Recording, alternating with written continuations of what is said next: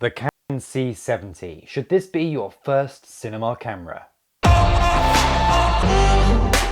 Hello, my name is Jonathan Palfrey. Welcome back to my channel. Please like and subscribe as it massively helps me out. Now today is a video that has been a long time coming. I've been putting this off so many times where I keep thinking I need to make a review. I need to make a review about this camera, I need to talk about it. And every time I think, yeah, I'm gonna do it, I think, now I want to use the camera a bit more. I just want to definitely make sure what I want to say about it. And the reason I'm saying that is because a lot of things I want to talk about here feel like they go against what everyone else has been saying about the Canon C70. I'm not saying this to be controversial. I'm not saying this to be clickbaity or anything like that. It's just that weirdly, I don't know, maybe it's my fault, I just haven't had the same sort of love for this camera that I feel everyone else, certainly on YouTube at least, has had. And it's not to say it's a bad camera. It is an awesome camera, it is brilliant, and I think for a lot of people, this will be an ideal cinema camera. But for me, there are certain shortcomings that I think are deserve talking about, just in case you are thinking about getting one yourself. Now at the end of the video, I will talk about whether you actually even need a cinema camera. I think that is an important discussion to have. But let's start off with talking about the Canon C70 itself and my review of it after owning it for nearly about 7 or 8 months now. So let's start off with the build quality and the outside of the camera itself. You know, what is it like with the ergonomics and all that kind of thing? And you know, it's well made, it's a good camera, but certainly when coming from cameras like the C200 that we've had in the past and cameras like the C300, this is definitely a step down in build quality. It feels a lot more plasticky than those cameras, and just everything feels like maybe they've just made little shortcuts and savings here and there to bring the price down. Because after all, it does have the internals of the C300, so corners sort of had to be cut. But perhaps maybe they've cut a few too many corners for my liking. Now, many people have had issues with the hinge for the LCD. Fortunately, this seems not to be a problem on our Canon C70. It's been absolutely fine. I know Canon were fixing it and they were sorting it out, although people did keep having the same issue. Like, it seemed to be like they were just tightening it and then it got loose again. Whatever they've done, it has fixed it on our camera. That said, it still doesn't fill you with confidence. It is solid enough, but it's certainly nowhere near as solid as the screen hinges on their mirrorless cameras or what you get on Sony cameras. Now, speaking of things that don't really feel that great, the buttons are, well, they're questionable. They're fine, they do the job, but they certainly don't feel premium like you would once again get on their mirrorless cameras or what you get on, say, the FX3. The FX3 buttons are excellent, they feel really, really solid. The Blackmagic cameras often get criticised for having their buttons feel quite plasticky and when you press on them they feel a bit squishy or they don't feel like they, you know, really click down properly. The C70 is kind of similar. A lot of the buttons feel not as well made as they should do for a camera in this price bracket. The worst of all the buttons and dials is actually a tiny little dial on the back near where your thumb is.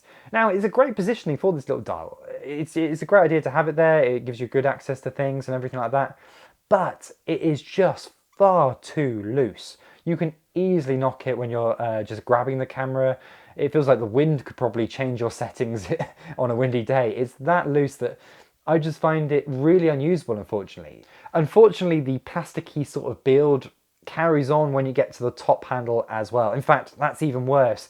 If you watch my previous video where I talk about the small rig top handle and base plate you can get for this camera, I explained there why that small rig kit is so important to go out and buy if you own a Canon C70. The top handle on this camera is awful. It's just this really poorly made piece of plastic. It doesn't feel very nice in the hand. You know, Canon top handles in the past have felt great. They've had really nice kind of like indentations for your fingers to go into. They've had nice rubbery grips. Not the case with this one at all. There's not really any mounting points. It's just very plasticky. Even when you attach it, it doesn't really feel that secure and it doesn't fill you with confidence that you're holding your entire expensive cinema camera from this top handle. For me, it is the first thing that has got to go if you go ahead and buy this camera. Another thing that small rig kit fixes is also the base plate. I don't know why, but this is the first cinema camera that I've ever come across where they've decided to put their mounting points from left to right rather than forwards and backwards on the bottom of the camera. My last criticism of the exterior of the camera is actually the side handle. And there is nothing technically wrong with it. It makes a lot of sense. After all, you know, the shape of the camera, it looks like a large mirrorless camera, and you can see why Canon have chosen to have the built-in grip on the side of the camera. It keeps things very simple. It means there's no odd bits sticking out. It makes putting in the bag very easy. That's just one really big positive of this camera. It slots in nicely just like any mirrorless camera. However, because of its size and because of its fixed position, it makes it very hard to use handheld. There's only really one position where I feel your hand is comfortable in the grip, and that is holding it up to your face. The problem is though, because it hasn't got a viewfinder and because the screen flips out to the side, it's not very well designed to be used like that. It's better to be held lower or used with a top handle, and it means your hand needs to be in different positions. And with Canon cinema cameras in the past, like the C100, like the C200 and C300, they've all had adjustable grips that are not only adjustable so you can get it in the exact position when you're shooting, but even if you leave it in one position, it just feels far more comfortable to hold and grab onto. Because this grip is just quite large and it's fixed vertically, it is very limiting about where it feels actually quite nice to hold. And because it's just got that screen on the side and no viewfinder, which is such a shame, I wish this camera had a viewfinder, but because it doesn't have that, the grip just, I find really hard to use. Now, you could say, well, but all mirrorless cameras have the similar grip. They have the fixed grip and it's never a problem with them. And that's true, but they are a bit smaller and that makes them a lot easier to hold. You know, the FX3, for example, when you grab that and you can hold it in different positions, you can actually grab underneath the camera. You can kind of hold it in all these different ways and it just feels absolutely fine. With the C70 though, it kind of forces you to hold it in one certain way, and that only really is comfortable when holding it up to your eye. Another small annoyance I have with this camera is the Mini XLR. Now don't get me wrong, they're fine, the sound quality is excellent from them, and I can understand why they chose to put them on the camera like this, because they do take up far less space, and that's, you know, maybe made popular by Blackmagic, and I can see why Canon have decided to go down that route as well. Unfortunately though, they're just not as common. It's so easy to go out and find an XLR cable in case one of yours breaks, for example. But Mini XLR, you need that specialist one cable, and you probably just have the one, and if you forget to bring it with you, then suddenly you can't use your XLR microphones. For me, I wish they just went full-size XLR with one on the body and maybe one on the top handle. It would have been more useful than having two Mini XLRs which require adapters nearly all the time. Something that no one seems to talk about is how noisy the fan is, and it doesn't seem to be just an issue with this Canon C70. We noticed it on our Canon C200 in the past as well. They do seem to add very noisy fans to their cameras. People criticise the Blackmagic cameras for having noisy fans. I would say they are actually quieter than what the ones they use in the Canon cameras. The FX3, on the other hand, is absolutely silent, and it's amazing how quiet that one is, especially considering it's a much smaller camera and it has a full frame sensor. It's got a cool inside, but somehow they managed to make the fan really quiet. Okay, so that's my issues with the outside and ergonomics of this camera, and to be honest, you could forgive all of that if the image is absolutely amazing. Unfortunately though, I wasn't blown away by the image, which is probably the first step where I feel like I'm opposite from what everyone else's opinion of this camera is like. I mean, it's very good, don't get me wrong. It produces excellent image quality, and everything everyone said about this camera, yes, it's got brilliant dynamic range, it's got very clean shadows, good highlight roll-off, the colors are good because it's Canon after all. But I think when I compare it to cameras like the Blackmagic Pocket 6K Pro and the FX3 from Sony, yeah, I think there are slight improvements. It certainly does have more dynamic range and it has cleaner shadows. But maybe we're just getting to that point now where the differences are so small, it's very hard to notice. And when you're actually looking at the final image that you're producing from after grading, the differences, it's hard to see. So I would say if you already own a camera like the Pocket 6K Pro, don't expect to be blown away. Don't expect for this to completely change the level of quality that you're able to produce. In fact, in some ways, it's actually a slightly backward step, and that really comes down to sharpness. Now, Canon have admitted that this camera was never meant to be the sharpest camera out there. Their cinema line are meant to have a slightly softer image. This is the, the Canon look that they're going for. If you go for their mirrorless line, such as the Canon R5C, which I know is sort of cinema line but not, that has an extremely sharp image. And I think that's what Canon are trying to say is like, hey, if you want a super sharp image, you go down that route. If you want a much softer image, then go with the C70. The problem for me though, it feels very soft, like borderline doesn't look 4K kind of thing. And that's tough. And it's tough, I think, because you can't really, I don't feel like the image is sharp enough to be able to do any sort of zoom ins or crop ins on the image in post. Now, as I say, some people might like that, and it does give a nice pleasing image for, people's skin, for example. But I think it is something that you should just be aware of, just in case you might purchase this and then feel like, oh, this camera really isn't producing the sharp results I was hoping. Now, of course, there was the RAW update for this camera, and shooting RAW is pretty impressive, this camera. It maybe feels like the image quality is better, it feels a bit sharper, and it feels like the dynamic range is a bit nicer, and the texture is a bit better in the camera. I don't know if that's true. I actually think if you compare side by side the two image qualities, I think actually they are probably identical whether you shoot XFAVC or RAW, and probably overthinking things. Maybe it's the lack of any noise reduction. Maybe that's why I think it looks a bit better. But RAW does feel better. Whether it actually is better, I'm not so sure. Now, a big reason why you buy this camera is, of course, of that DGO sensor, which is very impressive. It does produce very clean shadows. However, it turns off if you go above 60 frames per second. And that's kind of leading on to, the slow motion modes of this camera. That is very, very frustrating. When you switch between modes, you want to just grab some slow-mo of something, it's so frustrating to suddenly lose that extra dynamic range and sort of cleanness that you get in the shadows. And it is noticeable.